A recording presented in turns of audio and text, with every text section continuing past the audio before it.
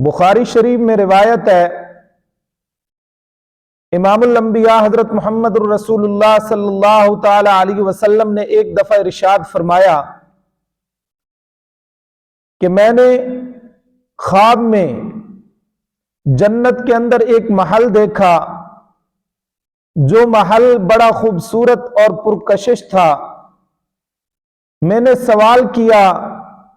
لمن ھذا القصر، کس کا ہے یہ محل؟ تو مجھے جواب ملا کہ عمر ابن خطاب رضی اللہ تعالی عنہ کا ہے۔ تو امام الانبیاء صلی اللہ تعالی علیہ وسلم فرماتے ہیں کہ میں نے اندر جانے کا ارادہ کیا، کیا دیکھتا ہوں کہ اس محل کے ایک کونے میں ایک عورت جو ہے وہ وضو کر رہی ہے۔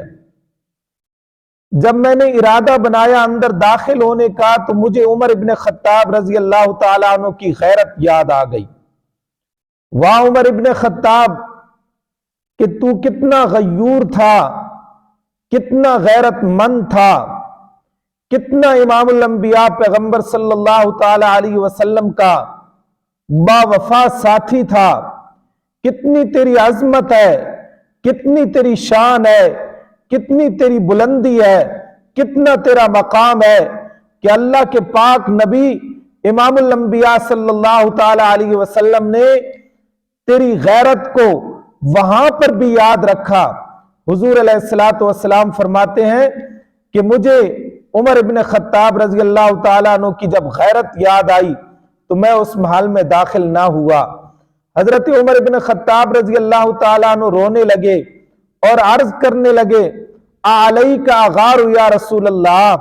کیا میں آپ پر غیرت کرتا ہے اللہ کے پاک نبی صلی اللہ تعالی علیہ وسلم؟ حالانکہ وہ محل جو ہے مجھے ملنا ہے تو آپ کے نقش قدم پر چلنے کی وجہ سے ملنا ہے۔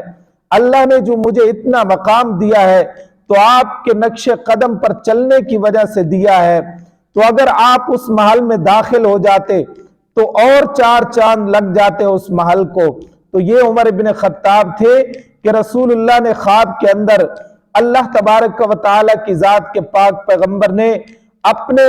خلیفہ کا محل دیکھا، اور نبی کا خواب جو ہوتا ہے وہ وہی ہوتا ہے۔ تو گویا کہ اللہ تبارک و تعالی نے اپنے پاک نبی کو بتایا کہ اے میرے پاک نبی، اپنے عمر کو بتا دے کہ تو جب دنیا سے چلے گا،